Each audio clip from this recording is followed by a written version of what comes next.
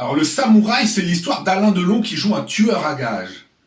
Il a comme mission de tuer le gérant d'un casino et il va préparer 2 alibis en béton, mais malgré ça, après le meurtre, il va quand même se faire suspecter par la police. Et en se faisant suspecter par la police, il va inquiéter les commanditaires du crime qui vont décider de l'éliminer. Et en fait, tout le film, c'est comment Alain Delon va réussir à déjouer les pièges de la police et à éviter de se faire tuer par les commanditaires du crime.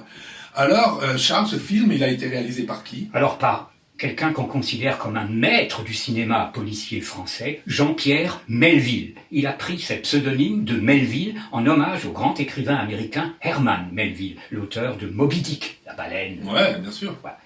Alors, c'est quelqu'un qui est un fou de cinéma. Et en ça, il y a un point commun avec Tarantino.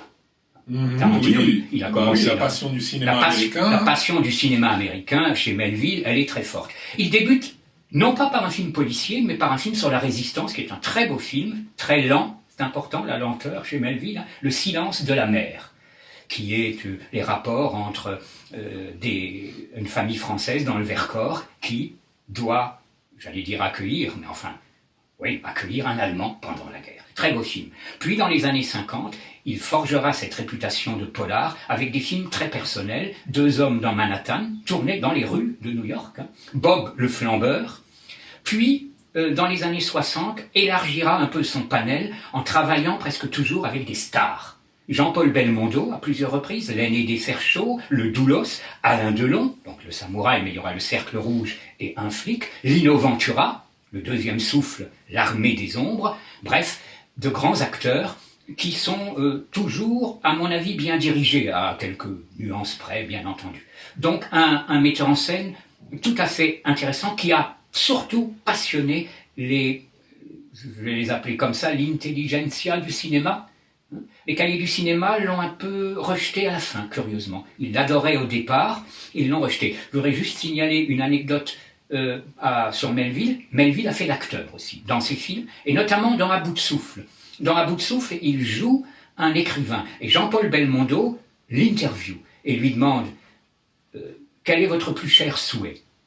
Et Melville, décontracté avec son chapeau à l'américaine, répond être immortel et puis mourir. C'est beau ça. C'est magnifique, c'est magnifique. Il a joué dans Landru également de Claude Chabrol et il nous a quittés en 1973. D'accord. Donc dans ce film, Alain Delon crève l'écran, on va y revenir, mais il n'est pas tout seul. À ses côtés, déjà par exemple, il y a sa femme de l'époque. Oui, sa femme de l'époque, Nathalie Delon, très belle actrice, très bonne actrice, qui n'a pas évidemment fait la carrière qu'elle aurait méritée. Elle avait déjà joué avec Delon dans Doucement les Basses, donc qui est pas bon. Hein. Et elle est très bien.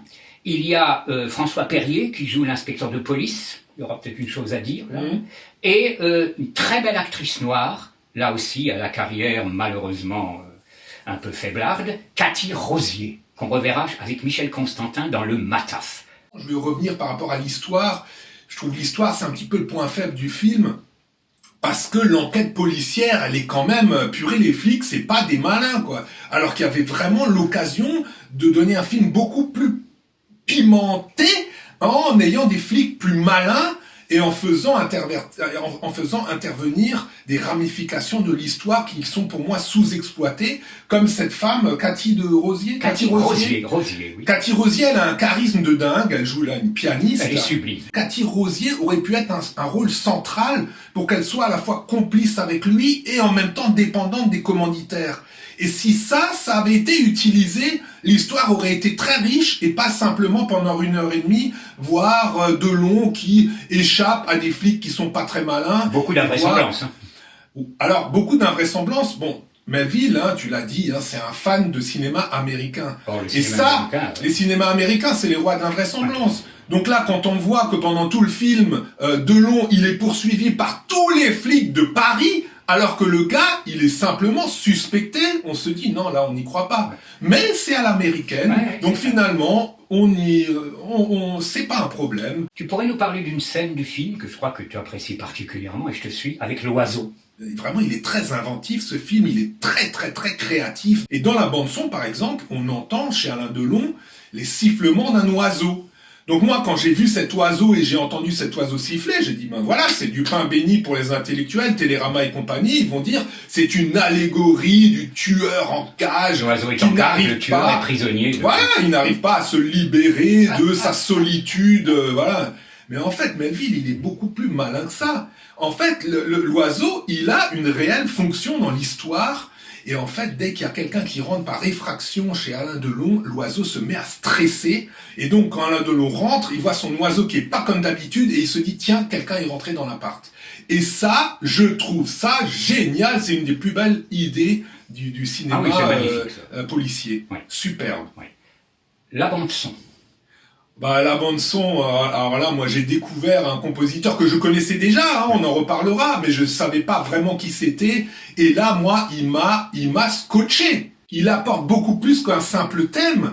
Il apporte une musique qui est assez complexe, et ça, c'est fabuleux. Une musique qui a de l'âme. Ouais, exactement. Alors c'est Ouais. François de Roubaix, qui malheureusement était malheureusement aussi, vous allez voir pourquoi, était un passionné de plongée sous-marine. Et il n'est pas revenu d'une plongée sous-marine en 1975. C'est un compositeur d'une originalité, c'est sans doute le compositeur français d'après-guerre le plus original. Ouais. Qui utilisait divers instruments, quelquefois des instruments tout nouveaux, qui recherchaient en Afrique, en Inde, enfin, etc., et qui savait mélanger ça avec des voix, et qui arrivait à créer des thèmes qui entrent dans dans la mémoire collective. Vous vous souvenez de Chapi Chapeau? Bien sûr. Chapi. Chapi chapeau, chapi, C'est chapi, lui. chapi. C'est lui à la télé, Les Secrets de la Mer Rouge. C'est magnifique partition pour Robert Enrico, Les Aventuriers.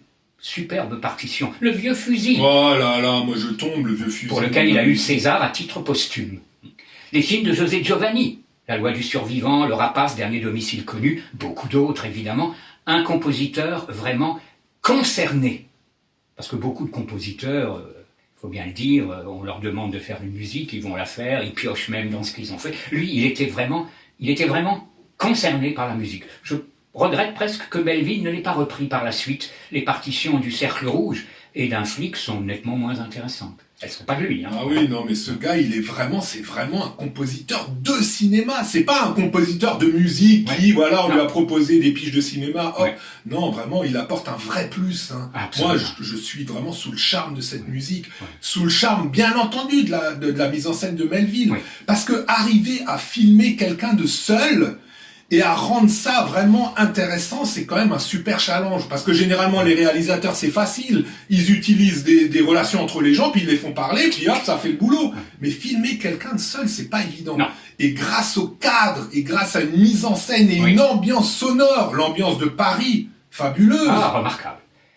Certains vont décrocher néanmoins.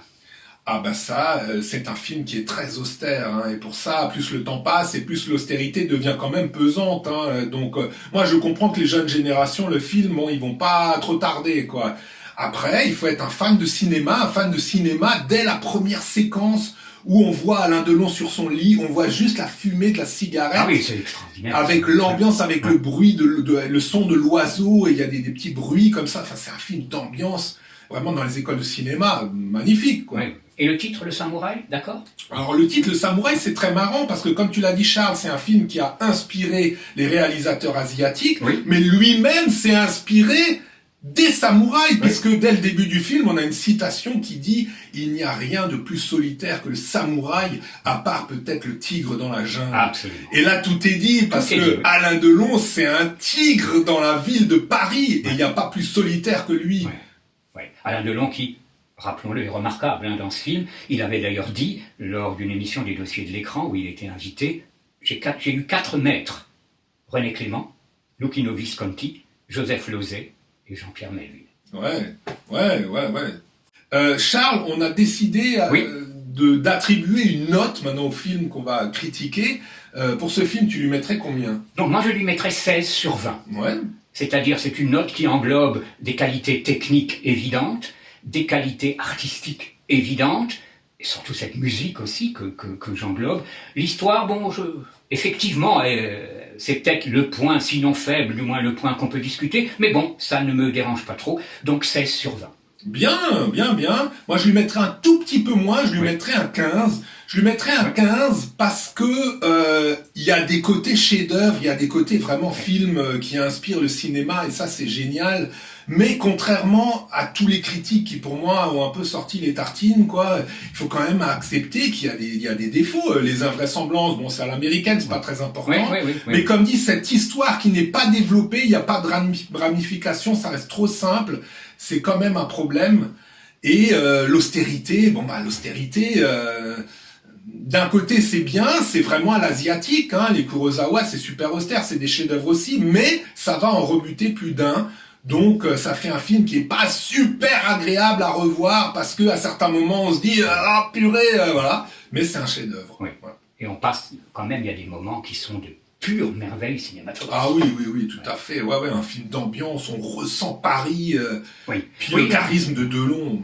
Ah oui, ça c'est exceptionnel même. Donc Jean-Pierre Melville, Le Samouraï, 1967. À voir, même à revoir, mais si, moi je l'ai revu avec plaisir, hein. Ouais. Avec plaisir, en acceptant effectivement ce côté lent qui est la marque de fabrique, hein, de Melville. Hein. Ouais. Même si quelquefois il a été dans L'Aîné des Fers chauds, il y a un peu plus d'action, mais c'est sa marque de fabrique. Portez-vous bien.